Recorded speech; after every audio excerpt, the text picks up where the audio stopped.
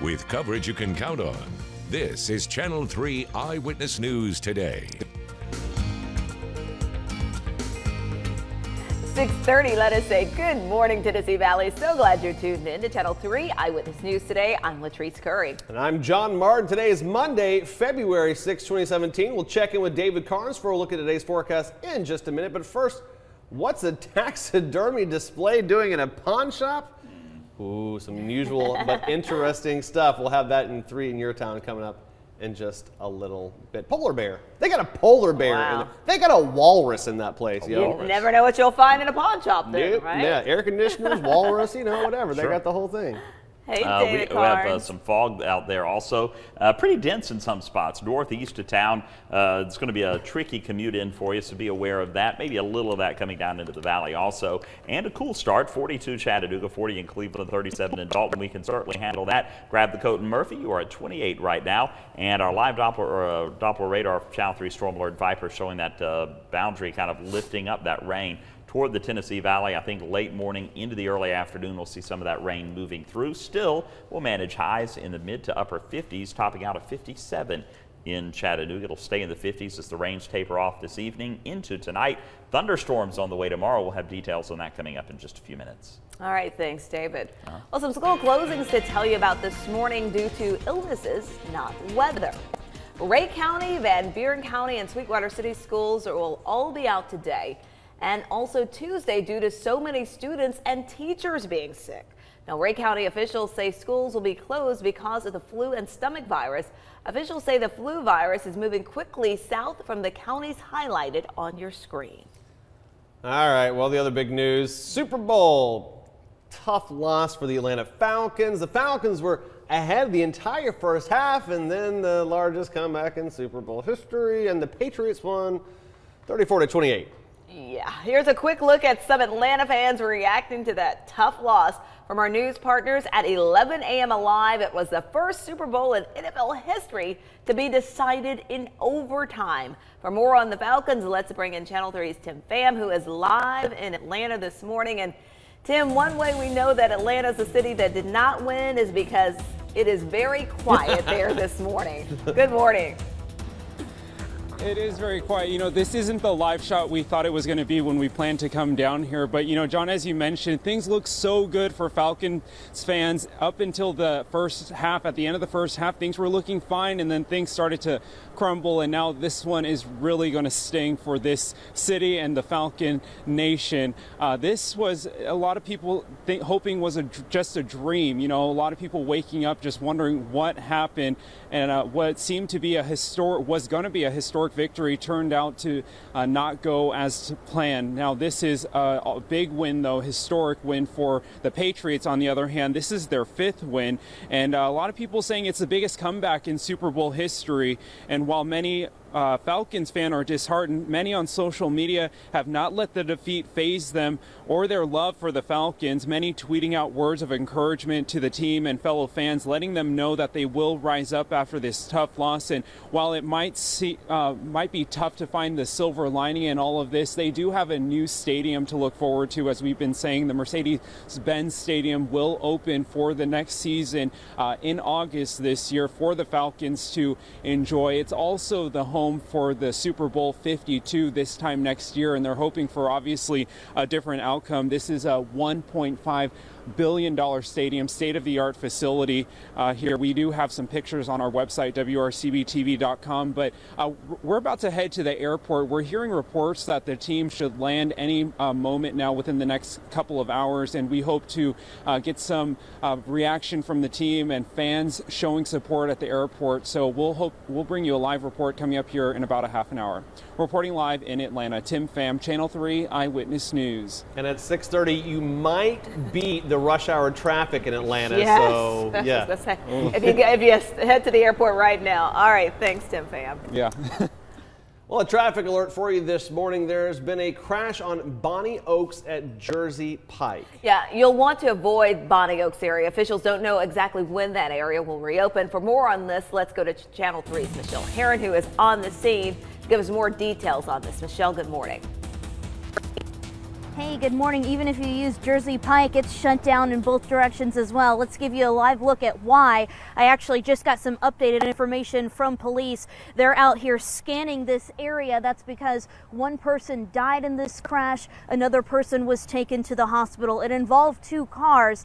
Now, we do know that the person taken to the hospital is expected to be okay this morning, but this scanning that they're doing, it takes a couple minutes to do every single scan, but that's a way that they can get a lot of measurements, they can get a lot of evidence, and it really helps police here piece together and literally reconstruct crashes like these. Now, we don't know any of the names, and we also don't know obviously who is at fault, but what's going to impact you this morning is the fact that both of these roads are shut down. So we're going to keep you guys updated. No idea when they'll be back open. So the fact that this is happening at this time, I can see cars in all directions that are backed up because they're having to turn around and find an alternate route. So if you drive through this area, I wouldn't even try it. I would just go a different way if you can, or if you can put your plans off a little bit later. But we'll keep you guys updated on air and online for when this road reopens. For now, reporting live in Chattanooga, I'm Michelle Herron, Channel 3 Eyewitness News. All right, Michelle, thanks so much for that report, and also good update for people who use that area who'll need to plan accordingly. All right, thanks, Michelle. East Tennessee, home to a lot of unique places and characters. Yeah, but there's also companies that are on the wild side. In today's 3 Near Town, we head to McMinn County for a store that isn't just a legend, it's for real.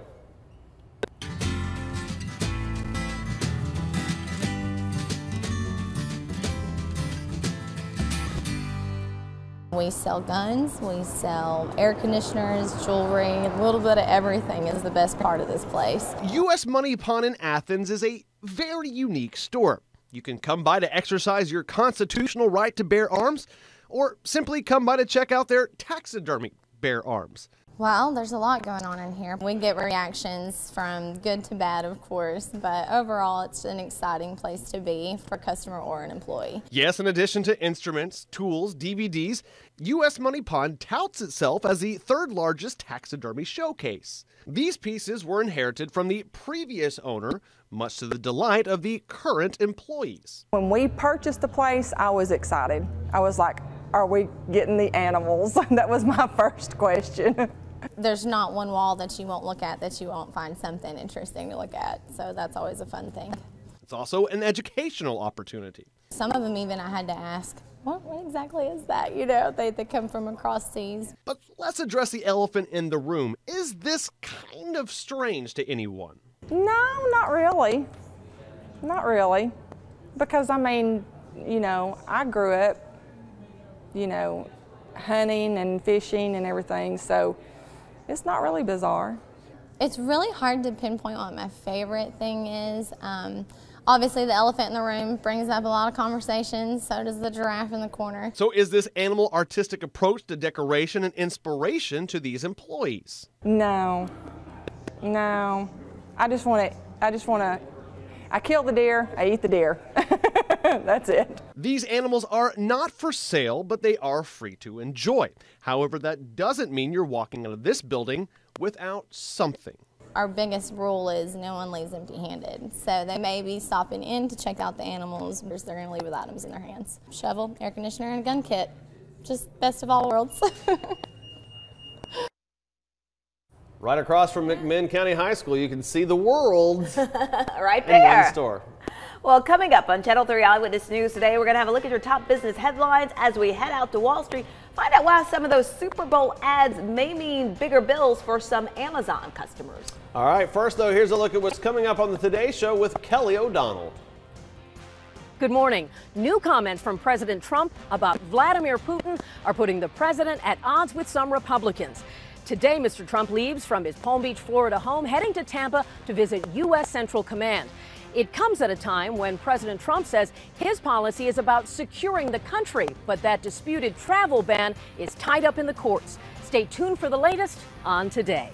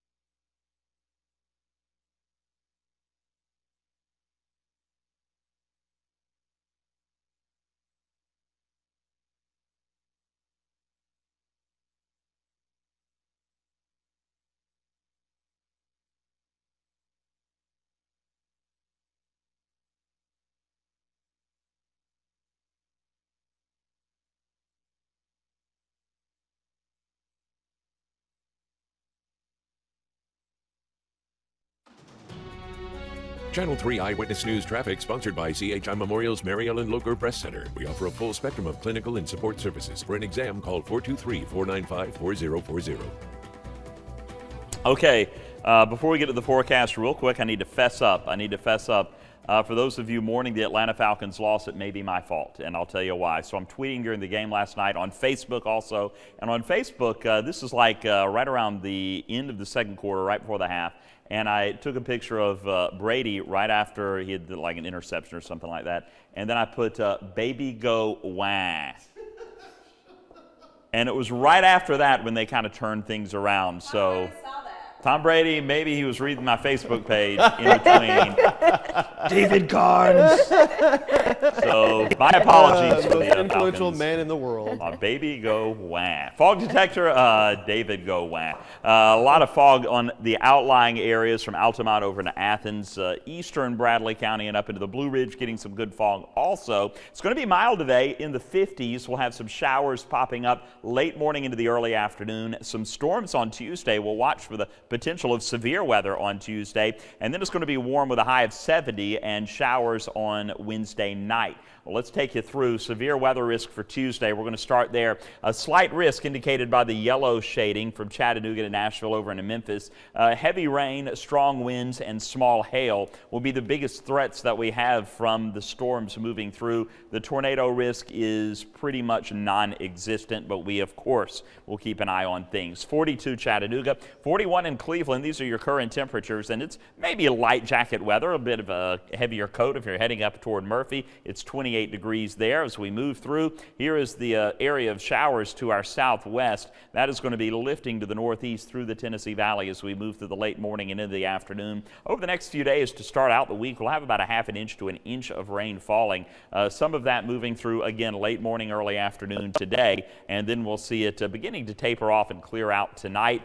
Here comes that line of storms moving through right around drive time for your commute tomorrow afternoon. And again, slight risk of some of those storms becoming severe, producing heavy rain and gusty winds. We'll move on into Wednesday. Not much of a chance of any significant rain until this boundary begins to slide through on Wednesday night into the overnight hours of Thursday morning. And then after that, we'll see it clearing out and cooling down for Thursday. For today, though, looking at a high of 57, cloudy, mild, some rain showers here and there. Tonight, we'll drop down to 49 for the overnight low. Pretty mild start to the day on Tuesday, mostly cloudy, and then warm on Tuesday, 63 with those storms moving in late in the day. A few showers late Wednesday night after a whopping high of 70 degrees, and then cool and dry Thursday into Friday morning, 49 the high Thursday.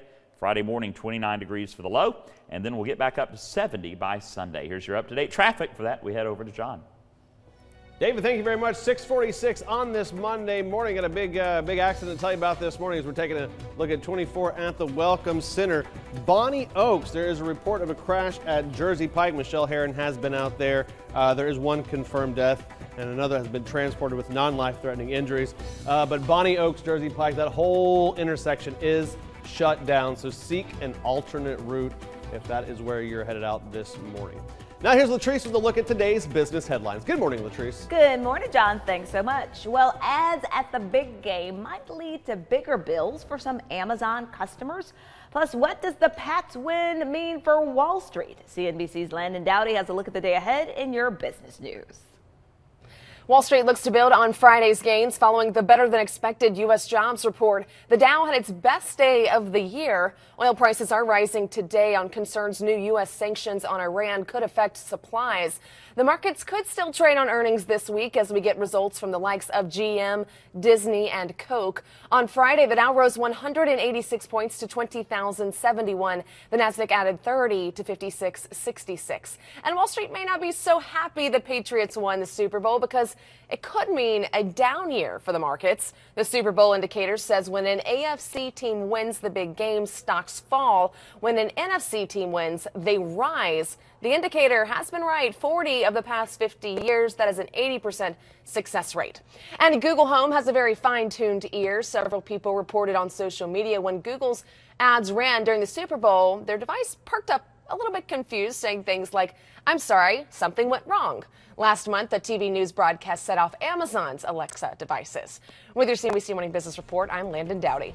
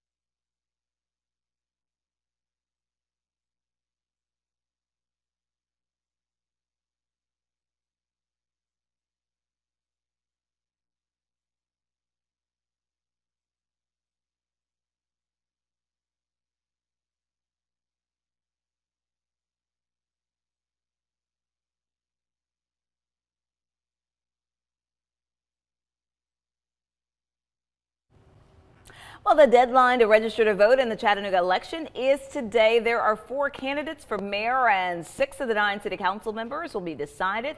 3 are running unchallenged.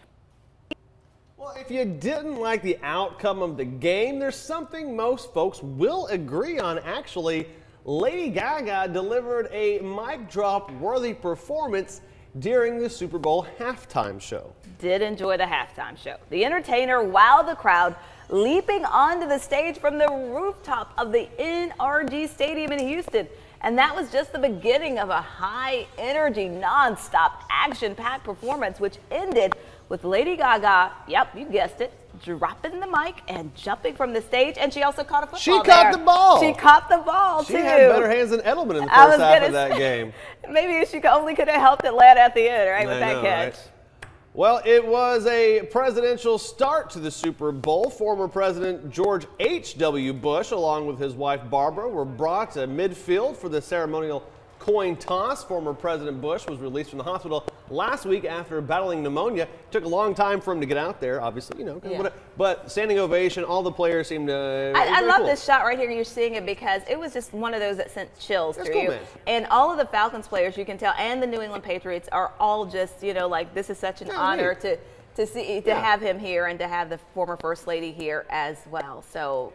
And I think that was a really nice moment. And the Falcons, I think, actually still won the popular vote, so they can seek solace in that. Not the electoral, but the popular for the Falcons. Which means something anymore. I don't know. 6:53 coming up on Channel 3 Eyewitness News today. Your top local headlines before you head out the door. But first, David. Hey guys. Pretty As nice. He skips in. I know. Skip in. Walk like a man in. Yeah. Oh yeah. We don't want to say David skipped. Okay. We'll forecast right after this, including some rain, maybe even a thunderstorm here and there. Slithered in. It's like Phoebe slithered. when Okay. she He runs. didn't. We're back right after this. This is how David moves.